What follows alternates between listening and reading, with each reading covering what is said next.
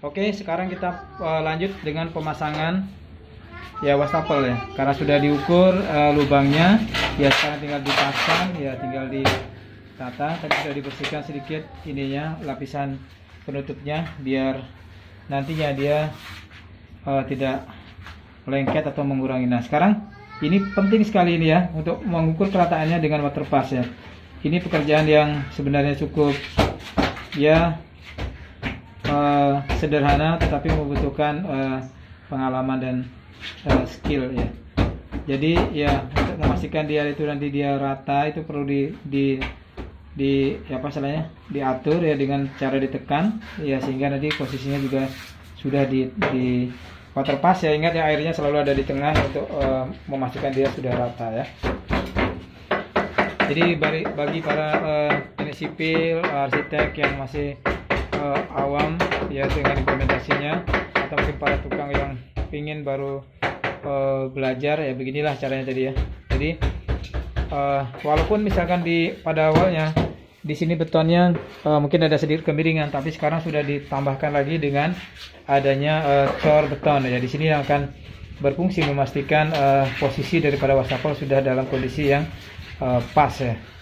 Jadi ini Bapak kepala tukangnya yang paling ahli di situ, dia yang memasang. Jadi memastikan ya. Jadi beberapa titik diukur sampai dia benar-benar seimbang. Ya.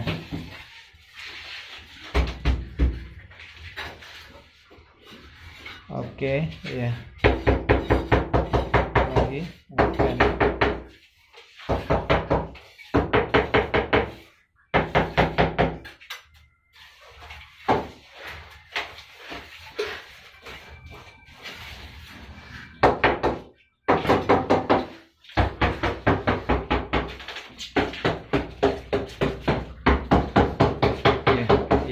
Harus dilakukan dengan hati-hati ya, diketok sedikit ya. Intinya di bawahnya jangan sampai ada yang kopong ya. Jadi dia harus padat ya, harus padat, sehingga nanti begitu ditekan ini dia kerasa ada yang mendukung, atau kepadatan betonnya kerasa di sana ya.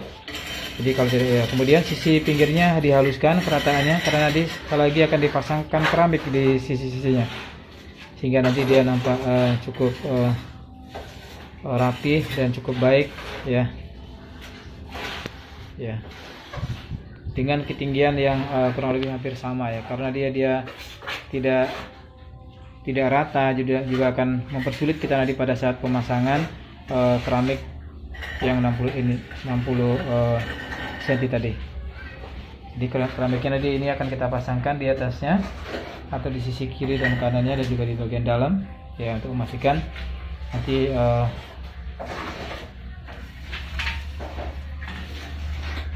kerataannya juga. Kalau sudah rata juga, nanti masang keramiknya juga akan jauh lebih mudah ya.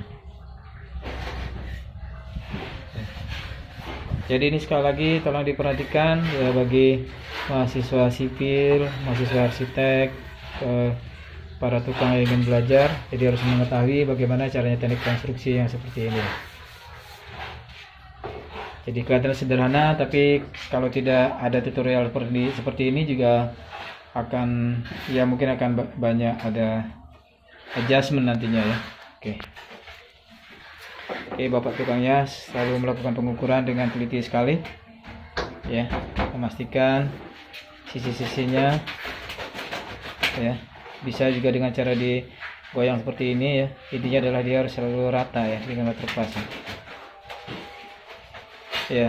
Pastikan kita bisa membaca water pass ya. Jadi bagian airnya itu, gelembung airnya itu harus dalam posisi di tengah-tengah ya. Jadi dengan demikian itu akan memunculkan kerataan, menentukan ya kerataan daripada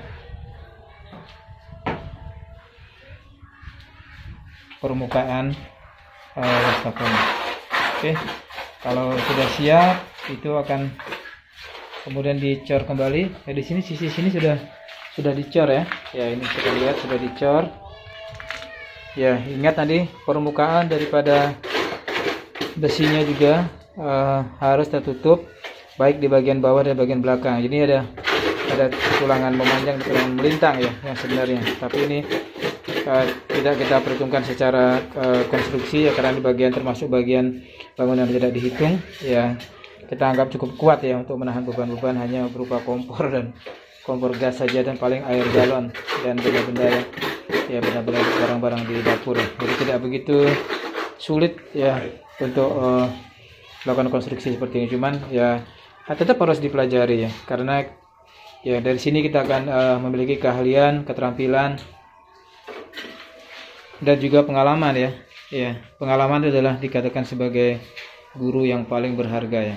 Karena kalau kita sudah punya pengalaman, baik nanti melakukan pekerjaan yang serupa atau pekerjaan-pekerjaan yang bahkan sama ya pembuatan ini, kita akan sudah mempunyai insting yang baik, kita sudah mempunyai pengalaman yang baik. Ya, di sini adalah nanti pemboboan ini ada untuk pemasangan keran ya di sisi kiri dan kanannya.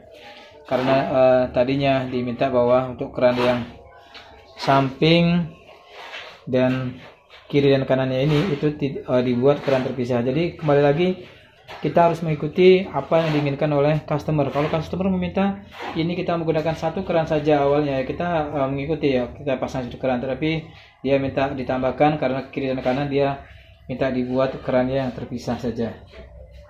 Oke, jadi keran terpisah. Nah, jadi kita akan buatkan di situ. Oke. Sekali lagi lihat konstruksinya, perancah-perancahnya di sini. Oke.